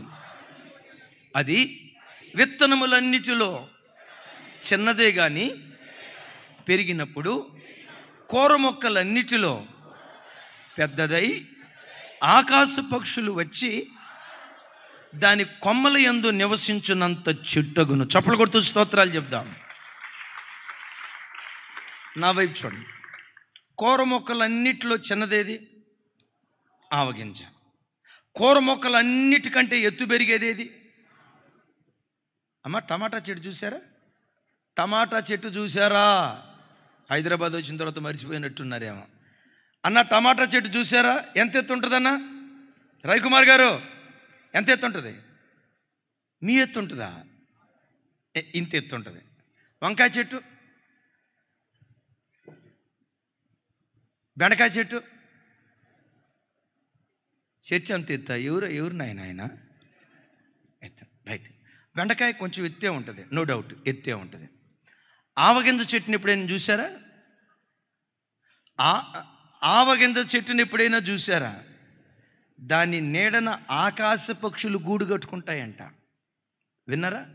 వంగ చెట్టు నీడన ఆకాశ పక్షులు గూడు కట్టుకోవటం ఎప్పుడైనా చూసారా? పిసుగోడు గూడు కట్టుకోదు అక్కడ, ఉంటేగా నీడ. నేనంట, మనిషి తినే కూర మొక్కల్లో అన్నిటికంటే ఎత్తు పెరిగేది ఏంటి నాయన? అది టమాటా చెట్టేనా? అమ్మ, ఎంత ఎత్తుంది? 10 అడుగులు ఎత్తుందా లేదా? అది 10 అడుగులు ఎత్తుందా? ఎంత ఉందిరా తల్లి కదా? అడుగున్నారా మహా ఉంటే 2 అడుగులు. వంకాయ చెట్టు చూచిన ఆయన, నువ్వు దాని స్పెల్లింగ్ ఎత్తుక్కొని క్రిస్మస్ పండుగ వచ్చేస్తుంది. సరే, రైట్. ఇప్పుడు చూడండి, ఇక నా వైపు చూడండి రా తల్లి, నా వైపు చూడండి. హల్లెలూయా. దాని గింజ ఎంత? దాని గింజ ఎంత? కూర మొక్కల్లో చిన్నదే కానీ అది పెరిగి పెద్దదైనప్పుడు అన్ని కూర మొక్కల కంటే ఎత్తుగా పెరిగి ఆకాశ పక్షులు గూడు కట్టుకునేంత విస్తారమైన కొమ్మలు దానికి ఉంటాయి. నా ప్రభు బిడ్డలారా, నా చేతులెత్తి మిమ్మల్ని దీవిస్తున్నాను. మీ నీడలో అనేకులు బ్రతికేటట్లుగా, అనేకులకు నీడనిచ్చే మహావృక్షంగా దేవుడు మిమ్మల్ని ఆశీర్వదించునుగాక. అనేకులకు నీడనిచ్చే మహావృక్షంగా దేవుడు మిమ్మల్ని ఆశీర్వదించునుగాక. మీ బంధువులు మీ నీడలో బ్రతికే భాగ్యం ఇచ్చునుగాక. అనేక మంది బలహీనులు మీ నీడలో బ్రతికి వాళ్లకు చేయూతనిచ్చే స్థితిమంతుడుగా దేవుడు మిమ్మల్ని నిలవబెట్టునుగాక. అనిల్, గట్టిగా చెప్పు. అదే తమ్ముడా, ఏంటది? అది జమ్ము చెట్టు లాగుందే అమ్మ. అది ఆవగింజానా? మాకు తెలియదు కాబట్టి నువ్వేది చూపించినా రైటే.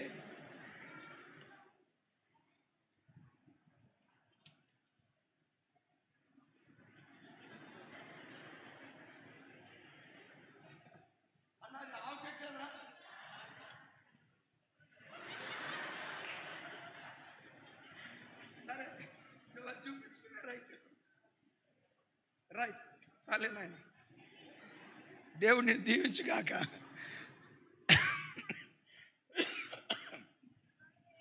దైవజనమా, ఈరోజు చిన్న స్థితిలో నువ్వు ఉండొచ్చు. నిన్ను ఆ స్థితిలోనే చూడాలని నా దేవుడు అనుకోడు. ఆకాశమా ఆలకించు, భూమి చెవియొగ్గు, ఈ చిన్నవారిని పెంచి నేను పెద్దవారిగా చేశాను అంటాడు. హైదరాబాద్ పట్టణానికి చిన్న విత్తనంగా వచ్చావేమో, నువ్వు చిన్నవాడిగా మిగిలిపోకూడదు. నువ్వు ఒక మహావృక్షానివి కావాలి. నీ నీడలో అనేకులు బ్రతికేటట్లుగా మహావృక్షంగా దేవుడు నిన్ను ఆశీర్వదించును గాక. దేవుడు అలా నిలవబెట్టాలంటే ప్రతి వాడు ఆవగింజలాగా చిన్నవాడు కావాలి. ఈ చిన్న గింజ దేని గుర్తు తెలుసా? దీనత్వానికి, తగ్గింపుకు. ఎప్పుడు నీ నోట నేనేంటో తెలుసా, మా స్టేటస్ ఏంటో తెలుసా, మా కులం ఏంటో తెలుసా, మా హోదా ఏంటో తెలుసా, అసలు మేము ఎవరో తెలుసా? తెలుసు, పనికిమాలినోడు అని తెలుసు. కొంతమంది ఇట్లా చెప్పుకుంటూ ఉంటారు, మేమేంటో తెలుసా. Never never never. ఎప్పుడు నిన్ను గూర్చిన పరిచయం ఎంత స్వల్పంగా ఉంటుందో, నిన్ను నీవు ఎంత తగ్గించుకుంటావో అంతగా దేవుడు హెచ్చించేటట్లుగా కృప చూపిస్తాడు. ఓ మాట చెప్తాను, గుండెల్లో రాసుకోండి, నాతో కలిసి ఈ మాట చెప్పండి. నీ దృష్టికి నీవు అల్పుడవై ఉన్నప్పుడు ఇశ్రాయేలీయులకు శిరస్సువైతివి. పెద్దగా చెప్పండి. నీ దృష్టికి నీవు అల్పుడవై ఉన్నప్పుడు ఇశ్రాయేలీయులకు శిరస్సువైతివి. ఓసారి చెప్పండి మొత్తం.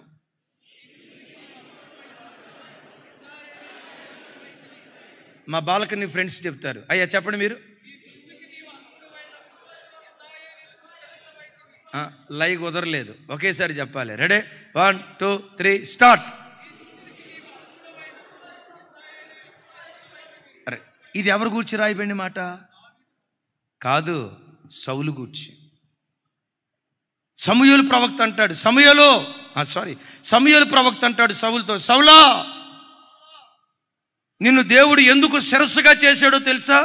ఒకప్పుడు నీ దృష్టికి నీవు అల్పుడుగా అనుకునేవాడివి, అది చూసి ఇశ్రాయేలీయులకు శిరస్సుగా దేవుడు మార్చాడు. అంటే బిడ్డలారా, దేవుడు నిన్ను నన్ను శిరస్సుగా మార్చాలన్నా నీ దృష్టికి నీవెప్పుడు అల్పుడుగా ఎంచుకోవాలి. Just I am dust. ఏదైనా ఉందంటే నీవు పెట్టిన భిక్ష యేసయ్యా. ఈ ఉద్యోగం నువ్వు పెట్టిన భిక్ష అయ్యా. ఈ ఆరోగ్యం నువ్వు పెట్టిన భిక్ష అయ్యా. ఈ ఇల్లు నువ్వు పెట్టిన భిక్ష అయ్యా. ఈ పిల్లలు నీవు పెట్టిన భిక్ష అయ్యా. నేను అనుభవిస్తున్న ఈ వాహనం నీవు పెట్టినటువంటి భిక్ష అయ్యా. నేను కట్టుకున్న ఈ బట్ట నీవు పెట్టిన భిక్ష అయ్యా. నేను సంపాదించిన పొలం ఇది నీవు పెట్టిన భిక్ష అయ్యా అని. మాకు కాదు యెహోవా, మాకు కాదు, సమస్త ఘనత మహిమ ప్రభావాలు నీకు మాత్రమే కలుగునుగా. కానీ ప్రతి విషయంలో నిన్ను నువ్వు తగ్గించుకొని ప్రభువుని హెచ్చిస్తే ఆయనను హెచ్చించే కొలది దేవుడు నిన్ను హెచ్చించటం ప్రారంభిస్తాడు. అందరూ నా వైపు చూడండి. పరిశుద్ధ గ్రంథమైన బైబిల్లో మొత్తం ఎన్ని పుస్తకాలు ఉన్నాయి? పెద్దగా పాత నిబంధనలు ఎన్ని ఉన్నాయి? ఏదో ఫోటో చూపించావు తమ్ముడా. పాత నిబంధనలు ఎన్ని ఉన్నాయి? 39. కొత్త నిబంధనలు ఎన్ని ఉన్నాయి? 27. రైట్. ఈ 27 పుస్తకాల్లో మొట్టమొదటి పుస్తకం పేరేంటి? ఈ 27 పుస్తకాల్లో మొట్టమొదటి పుస్తకం పేరేంటి? ఆదికాండం ఉంది. ఎవరు? 27 పుస్తకాల్లో క్రొత్త నిబంధనలో మొట్టమొదటి పుస్తకం పేరు మత్తయి. నేనంట యేసు ప్రభు వారికి బంధువులు యోహాను యాకోబు. యోహాన్ రాసిన పుస్తకం ముందు పెట్టలా. ఎట్ దట్ సేమ్ టైం యోహాను గారు కూడా మంచి భక్తుడు, యేసు ప్రభును రొమ్మును ఆనుకున్న శిష్యుడు. ఆయన రాసిన పుస్తకం పెట్టలా. లోకా డాక్టర్ గారు తెలుసా మీకు? లోకా డాక్టర్ గారు రాసిన పుస్తకం పెట్టలా. మార్కు ఉన్నాడే, ఆయన కూడా మామూలుడేం కాదు. మార్క్ ఎవరో తెలుసా? మేడగది మీదకు పరిశుద్ధాత్ముడు వచ్చారే. కొంతమంది భక్తులు అంటారు ఆ ఇల్లు మార్కు వాళ్ళదేనని. అపోస్తలుడైన పౌలు వారు చెరసాలలో ఉన్నప్పుడు సంఘమంతా కూడుకొని ప్రార్థన చేసిందే ఆ ఇల్లు మాత్రం మార్కుదని కన్ఫర్మ్గా బైబిల్లో రాయబడింది. అంత గొప్ప భక్తుడు. డెఫినెట్గా ఆయన రాసిన పుస్తకం అన్నా పెట్టాలి. వాళ్ళ ముగ్గురులో ఎవరి పెట్టకుండా ఎవరి పుస్తకం పరిశుద్ధాత్ముడు ముందు చేర్చాడు తెలుసా? మత్తయి భక్తుడు. అంటే వాళ్ళలో లేదు అని చెప్పను, మత్తయిలో ఉన్న ఒక సాటి లేని గుణం ఏంటో తెలుసా? మత్తయి సువార్త 10వ అధ్యాయం 3వ వచనం.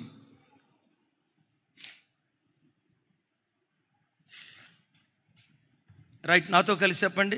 ఫిలిప్పు, బర్తలోమయి, తోమా, సొంకరి అయిన మత్తయి, అల్పయి కుమారుడు యాకోబు, తద్దయ్యను మారుపేరు కలిగిన లెబ్బయి. యేసయ్యకి మహిమ కలుగును గాక. ఆప్షన్ చాలు. అందరు నా వైపు చూడండి. ఆమెన్. ఒక విచిత్రం, వాక్య ప్రేమికులారా నా వైపు చూడండి. ఒక విచిత్రం. అన్న ఇందులో విచిత్రం ఏముంది అంటారా? మత్తయి సువార్త 10వ అధ్యాయం మొదటి వచనాల్లో అపోస్తుల 12 పేర్లు రాశాడు. ఎవరు రాశారు? మత్తయి భక్తుడు రాశాడు. వ్రాయించింది ఎవరు? పరిశుద్ధాత్మ దేవుడు. వ్రాసింది మాత్రం మత్తయి భక్తుడు. మత్తయి భక్తుడు వాళ్ళను గూర్చి పరిచయం చేసేటప్పుడు ఫిలిప్పు అని రాశాడు, బర్తలోమయి అని రాశాడు, తోమా అని రాశాడు. తన పేరు దగ్గరికి వచ్చేసరికి సొంకరి అనేది డిగ్రీయా, పాపులకు పెట్టే పేరా? చెప్పాలి సార్. సొంకరి అనేది అది పెద్ద డిగ్రీయా, పరిచయులకు పెట్టే డిగ్రీ లాంటిదా, ధర్మశాస్త్రోపదేశకులకు పెట్టే డిగ్రీ లాంటిదా, పాపులకు పెట్టే డిగ్రీలా? కదా. యూదులు సొంకరులను వెలివేశారు, నీచంగా చూశారు, అంటరాని వాళ్ళుగా ఎంచారు. అంత నీచంగా చూస్తే ఎవరిని సొంకపు కొత్తదారులు నీచంగా చూస్తే గతంలో తన స్థితి ఏదో అది చెప్తున్నాడు. ఏమని? సొంకరి అయిన మత్తయి, అల్ఫయి కుమారుడుగు. పెద్దగా చెప్పాలరా తల్లి. మత్తయి తండ్రి పేరేంటి? అల్ఫయి. మత్తయి భక్తుడు, యాకోబు భక్తుడు, వాళ్ళిద్దరు అన్నదమ్ముళ్ళు. యాకోబుల అపోస్తుల్లో 2 ఉన్నారు. యోహాను తమ్ముడు యాకోబు ఉన్నాడు. ఈ యాకోబు వేరు. ఈ యాకోబు ఎవరో తెలుసా? మత్తయి భక్తుని యొక్క సహోదరుడు. వాస్తవంగా ఇలా రాయాలి, అల్ఫయి కుమారులైన మత్తయి, యాకోబు అని రాయాలి. తన పేరు దగ్గరికి వచ్చేసరికి వాళ్ళ నాన్న పేరు రాయకుండా ఏమంటాడు చెప్పండి? నేను సొంకరినయ్యా, నేను సొంకరినయ్యా, నేను సొంకరినయ్యా, నేను వెలివేయబడిన వాడినయ్యా.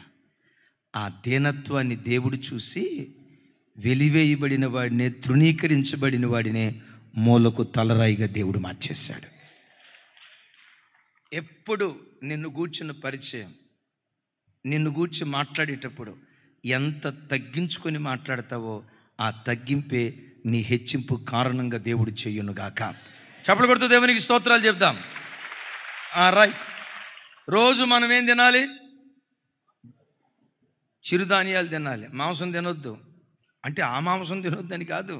చిరుధాన్యాలు అంటే కొత్తిమీర గింజ అనే వాక్యం అనే మన్నాను, విశ్వాసం అనే ఆవగింజను, దేనత్వం అనే ఆవగింజను ప్రతిరోజు మనం భుజించేవారిగా ఉండాలి. ఆఖరి మాట చెప్పమంటారా? ఓపిక అయిపోయిందా? మీరేం మాట్లాడలేదు కాబట్టి ముగిస్తా. చెప్పమంటారా? మరి పెద్దగా రాలేదమ్మా, ఇప్పుడు బలవంతంగా వచ్చినట్టుంది. సరే, మిమ్మల్ని నేను ఇబ్బంది పెట్టను. ఒక 5 నిమిషాల్లో ముగిస్తా. 3వ గింజ ఏదో తెలుసా? తప్పకుండా తినాలి. గోధుమ గింజ. గోధుమ గింజ బైబిల్లో రాయబడిన గింజలో. జ్యోతన్న ఈ నీకు అసలు పడవు. అమ్మా సునైనా పడుతుందా? పడదా? మరి నీకు పడుతుందా లేదమ్మా? సరే చూడండి, మన వాళ్ళకి అంటే దక్షిణ భారతదేశం వాళ్ళకి అన్నం తింటేనే తిన్నట్టుంటుంది. ఒకరోజు ఒక ఆయన చెప్తున్నాడట, పొద్దుటి నుంచి అసలు అన్నమే తినలేదన్నా, ఏమీ తినలేదన్నా, అన్నమే తినలేదన్నా, ఏమీ తినలేదన్నా అని 12 గంటలకు అంటా ఉంటే నీరసంగా కొడుకొచ్చి అంటాడు, ఏం తినకపోవటం ఏంటి డాడీ? 12 ఇడ్లీ తిన్నావుగా, 3 చపాతీ తిన్నావుగా, 2 దోశ తిన్నావు కదా. అవునరా, 5 తిన్నా కానీ అన్నం ఎక్కడ తిన్నా? అంటే మన వాళ్ళకి, ఈ దక్షిణ భారతదేశం వాళ్ళకి అన్నం తింటేనే తిన్నట్టు. సరే, అది వదిలేసేయండి. అయితే ప్రతి క్రైస్తవుడు తన బ్రతుకులో గోధుమ గింజను భుజించాలి. ఏంటి గోధుమ గింజ? యోహాను సువార్త ముగిస్తా. 12వ అధ్యాయం 24వ వచనం అందరూ చూడాలి.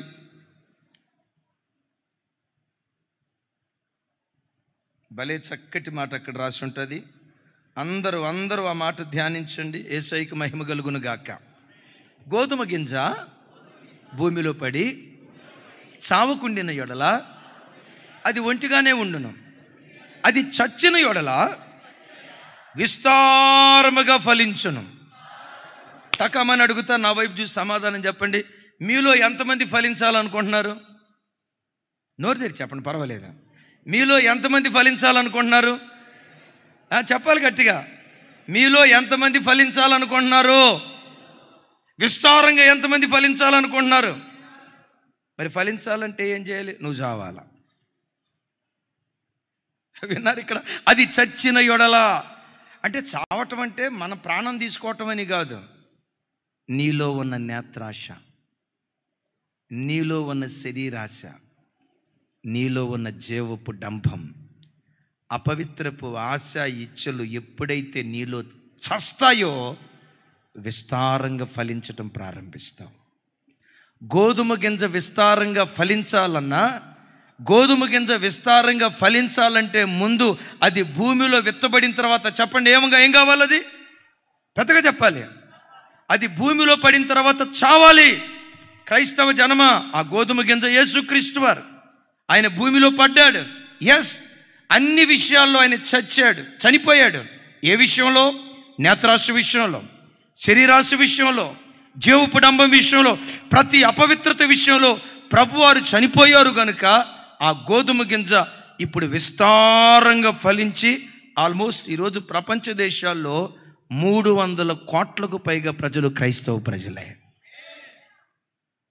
2000 సంవత్సరం నుంచి ఇప్పటి వరకు కోటాను కోట్ల మంది ప్రజలు క్రైస్తవులుగా ఎందుకు మారారో తెలుసా? 2000 సంవత్సరాల క్రితం ఒక గోధుమ గింజ భూమిలో పడి చనిపోయింది.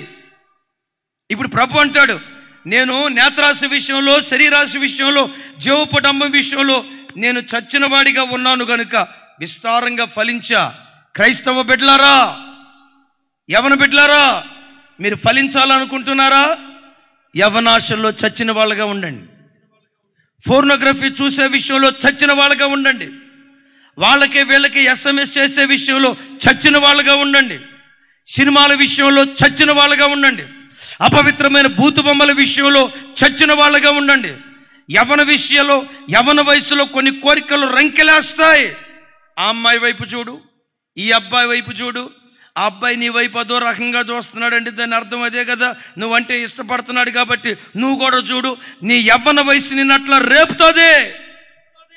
నీ యవ్వన వయసు అలా రంకెలేసేటట్లుగా నేను చేస్తుంది.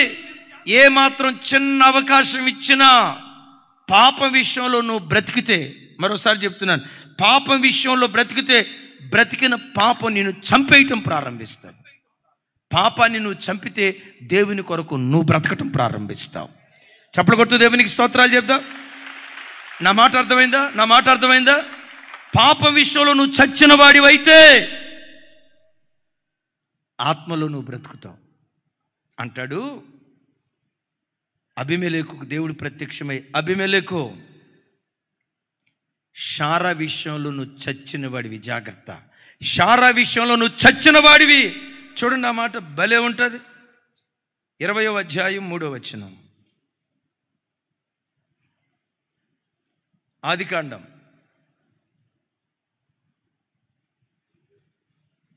నాతో కలిసి చెప్పండి. అయినను రాత్రివేళ దేవుడు స్వప్నమందు అబీమెలెకు నొద్దకు వచ్చి, నీవు నీ ఇంట చేర్చుకునే స్త్రీ ఒక పురుషునికి భార్య గనుక ఆమె నిమిత్తము నువ్వు చచ్చిన వాడివి సుమా.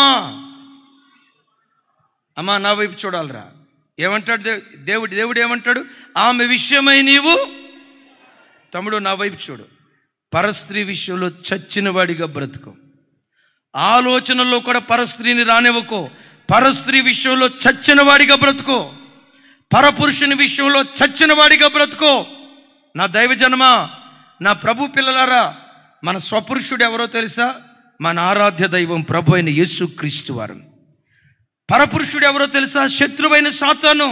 ఆ శత్రువైన సాతాను అంటాడు, రా సినిమాలు చూడు, రా జబర్దస్త్ షో చూడు, రా బ్రాందీ షాప్కి వెళ్ళు, రా ప్యాకాట్లాడు, రా ఐమాక్స్ థియేటర్కి వెళ్దాం, రా లుంబిని పార్క్కి వెళ్దాం, రా ఇందిరా పార్క్కి వెళ్దాం, రా పలానా అపవిత్రమైన కార్యం చేద్దామని వాడు ప్రతి క్షణం నేను పురికొల్పుతాడు.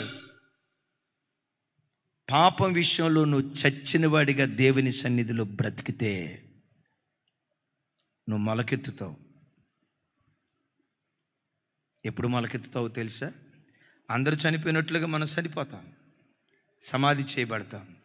యేసయ్య మధ్యాకాశానికి వచ్చి ఆత్మయు పెండ్లి కుమార్తెయు ఇక్కడి కొర ఎక్కిరమ్మని ప్రభువు పిలిచిన తోడనే ఈ మృతతుల్యమైన దేహం, క్షయమైపోయే ఈ దేహం అక్షయ శరీరంగా రూపాంతరం చెందుతుంది. బలహీనమైన ఈ దేహం బలమైన శరీరంగా లేపబడుతుంది. ప్రకృతి సంబంధమైన శరీరం ఆత్మ సంబంధమైన శరీరంగా లేపబడుతుంది. వాక్యం అంటుంది, ఘనహీనమైన ఈ శరీరం మహిమ కలిగిన శరీరంగా లేపబడి మధ్యాకాశంలో ప్రభుని ఎదుర్కొని యుగాయుగాలు ప్రభుతో కూడా ఉండే భాగ్యం దేవుడు మనకు అనుగ్రహించును గాక. పరలోక భాగ్యం మనకు దొరకాలంటే లోకంలో మనం చచ్చినోళ్ళుగా ఉండాలా, బ్రతికినోళ్ళుగా ఉండాలా? కొంచెం గట్టిగా, కొంచెం గట్టిగా, కొంచెం గట్టిగా. పాము ఉంది అక్కడ, పాము పాము పాము బతుకున్న పాము దొక్కామనుకో ఎట్లా అంటాడు? చచ్చిన పాము దొక్కితే నువ్వు బతుకున్న దానివో సచ్చిన దానివో, నువ్వు బతుకున్నవాడువో సచ్చినోడువో ఇవి ఒక్కడ తేల్చుకో. రమేష్, చెల్లి చాలా మంచిది, చెల్లి చాలా మంచిది. ఒకవేళ నిన్ను అట్ట అందనుకోండి, నీ సొంత మేనమామ కూతురే కదా, ఇట్ట అందనుకోండి, నువ్వు నిజంగా సచ్చినోడు అయితే ప్రైజ్లాడమ్మా దేవుడు నిన్ను దీవించుగాక అంటావు. నువ్వు బతికున్నవాడు అయితే మీ అయ్యకు ఫోన్ చేస్తాకు, పోలీస్ స్టేషన్కి పోదాం పోదాం అంత తెలుస్తా తాడో. అమ్మా, ఎవరైనా నీ బంధువులు ఏమైనా అన్నారనుకో అస్సలు పట్టించుకో. సచ్చిందానివైతే చావకుండా బతుకున్నదాని అనుకోండి, ఎవరో ఏదో అన్నారని గాలి వార్త నీకు చెప్పినా ఉతికేస్తా దాన్ని, రోజు ఎండబెడతా, అంతే ఆరేయాల్సిందే, పరువు తీయాల్సిందే అని. పందెపు కోడికి ఏమో కత్తి ఉంది, ఈ అక్కకేమో కత్తి లేదంతే, అట్టుంటారు. ఇప్పుడు చెప్పండి, మనం చచ్చినోళ్ళుగా ఉందామా, బ్రతికినోళ్ళుగా ఉందామా? పాపం విషయంలో చచ్చిన వాళ్ళం, దేవుని విషయంలో బ్రతికిన వాళ్ళగా ఉందాం. అలా మనం బ్రతికితే రైట్, అట్టి కృపదేవుడు మనకిచ్చునుగాక.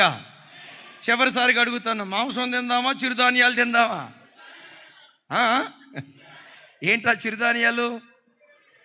కొత్తిమీర గింజ, ఆవ గింజ. దేవుడు అట్టి కృప మనకు అనుగ్రహించునుగాక.